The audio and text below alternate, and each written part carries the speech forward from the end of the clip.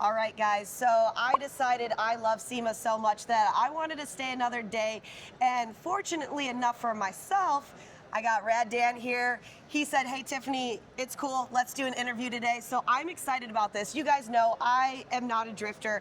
If anything, I drive about 3 to 5 miles per hour, but I've always thought of drifting as controlled chaos. And Dan, you said that's kind of exactly what it is. Yeah, it is. So you get the car out of control, and then you have to be a precision driver while it's sideways, keep the tires spinning, and do what the judges are asking you. So, yeah. So now you said about 16 years ago you really started drifting. You've been pro for over 10 years. Really, what's that like to come through that? Obviously, a lot of trials, tribulations through that, but you're here. You're in this booth. That's awesome. You're at SEMA, which is really cool to see this. It's hard looking back on it to realize like where it came to. I always want more, but if I took a step back, I'm very thankful to be where I'm at and to have been able to do the pro drifting for so long.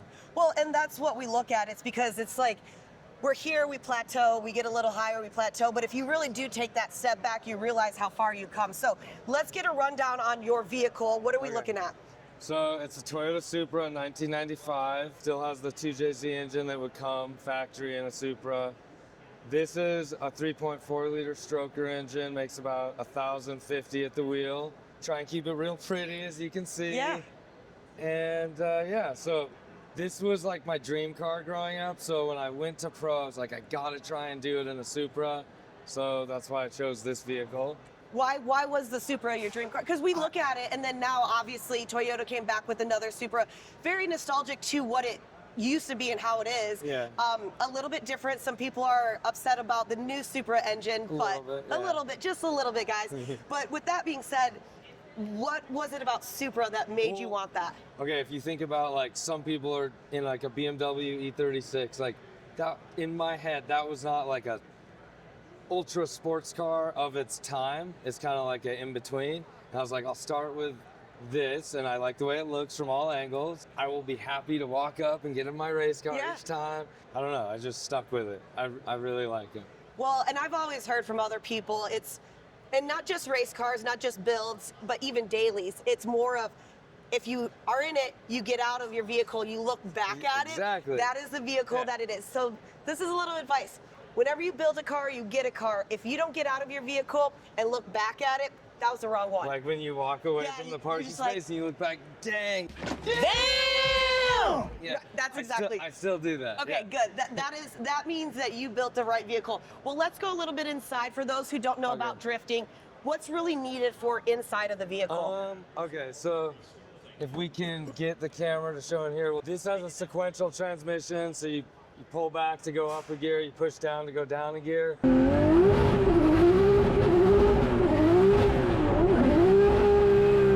It's not necessarily mandatory, but that's gonna help you less time shifting.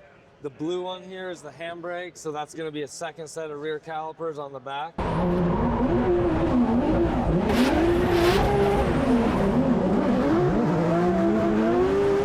And that will allow you to stop the rear wheels.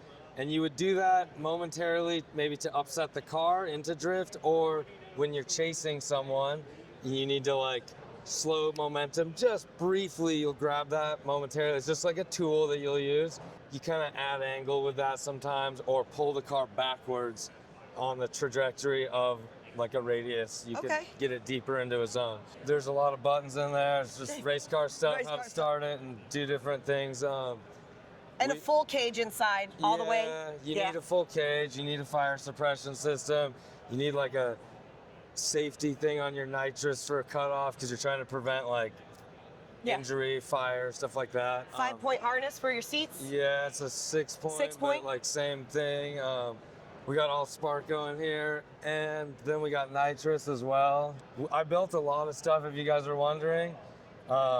It was like, I didn't have the money to just pay a shop to do it, so I had to learn and like new skills and whatnot. So most of the things on the car fab-wise I did, or my shop did, and we also make a lot of parts. That's like our business, Rad Industries. We make a lot of parts for the 2JZ engine and or Supras or drift-related stuff. And when we go down to the tires, are the rear ones a little wider? Yeah, well, some guys are running wider fronts than I do, but like you're trying to find the right amount of front grip, which you don't want much in drifting, and you want the widest tire you can get for your weight class. And pro drifting, I should say, like if you had a car that weighed 2,800 pounds, you're not allowed to run a 295, so you need to be at 3,000 pounds for that. Well, with this partnership with AMSOIL, obviously having a drift vehicle, AMSOIL makes a lot of great products throughout. Obviously, you guys know that I go wheeling, so it's a little bit different. I just have a regular 3.6, 8-speed transmission, but it runs really hot. The JL's, by the time the fan kicks in, I'm at like 220 usually before. So what's this partnership with AMSOIL? What do you use? Okay, so talking about like transmissions, for AMSOIL, they have a lot of great products. Like you said, we use a lot of their products, but for like, let's say lubricants in the engine or trans. I believe it's Severe Gear 85-140 is what I run in the trans and the diff. I don't think my trans gets as hot as yours. I'll see like 200 on mine. Okay. But it's straight cut gears, and that's okay per manufacturer. I don't know how hot my diff gets. Don't monitor the temp there, but it's too hot to touch, so it's probably 200 or more. The AMSOIL product's been working great in both of those. In the engine, we are really mean to the engine. We're like, 35 to like 50 seconds, let's say, is a run, but you're basically at redline or just shy of redline the entire run.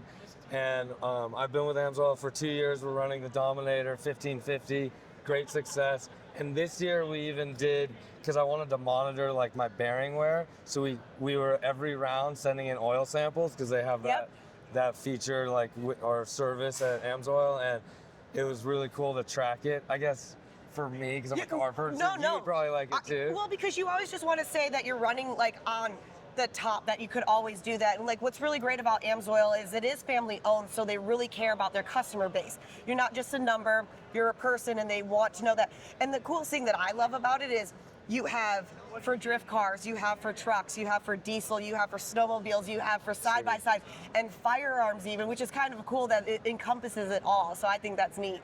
They do have everything. When you look at your stuff for AMSOIL, what's really important to you? You know, somebody who doesn't drift, you want to make sure that viscosity is there, or you want to make sure that the temps are cool. What's important as a drifter?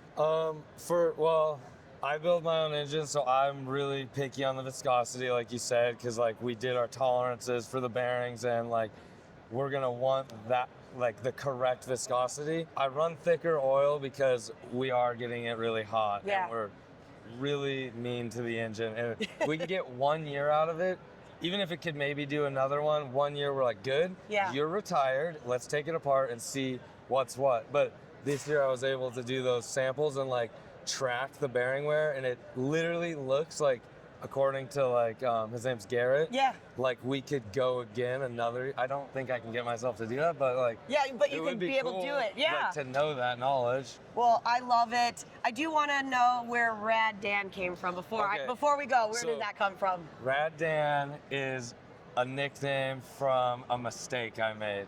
Usually nicknames come from some story. Okay, so go way back to I think 2009. I'm working on a car there, and I jack up the front with, just like a normal hand jack, and I didn't realize the car had the handbrake on, and I was expecting it to roll forward a little. I go to get jack stands to put under each side, and it falls off. The part I had jacked on lands on the radiator, and just like the whole car is supported from the jack on the radiator and just horseshoes it, and I'm like, oh my God. So I bought the guy a new radiator, and he's like, your nickname can be Radiator Dan. I'm like, oh my gosh, that's annoying. And he's like, that's too long. I'm gonna call you Rad Dan, because like abbreviation of a radiator, Rad. Okay. And I was like, okay, that's actually cool. Yes. And I'm gonna run with that forever. And so that's awesome. That's where it came from. I love that. Well, I appreciate you taking this time. I know AMSOIL appreciates it. And I love to see this team AMSOIL stuff to come together, because like we always talk about, AMSOIL supports everybody that is doing really, really cool things. So if we want to see you for the rest of the season for 26, where can we find you? Follow me on social. It'd be Rad Dan Drift. Oh, that's Instagram. Or my YouTube channel is Rad Industries, like the name of my business. So you can find me there. Or watch live stream of Formula Drift if you want to see the races. But we should somehow get you to try and drive a drift car, I think. Okay. Side note. Let me know, because I really want to. I want to learn. So I live close to Apex down in Arizona. Okay. And you guys have all that 'Cause, just like, made my if day. you can like control like off-road, Yes. it's slow, but like once you get the speed aspect out of your head, it's just slow motion controls, controlling a Yeah. vehicle. You would be able to do it. You just need like a couple, someone to push you Yes. and then to guide you, and you could do it. Okay, well, I went karting last night with HP tuners, and Okay. my lap was like 26.4 or something. So I was only 1.5 seconds off the leaders. So that's not bad. That's not bad, Yeah. right? I don't know, but this guy was bumping us and pushing, and you're not supposed to do that. Black flag on that, but that's part of the fun. That is part of the fun. Well, I appreciate this. Thank you guys so much. Make sure you check out Rad Dan. Love the name. I love this. Thank you so much. Thank you. And this is for you. T-Stone approved.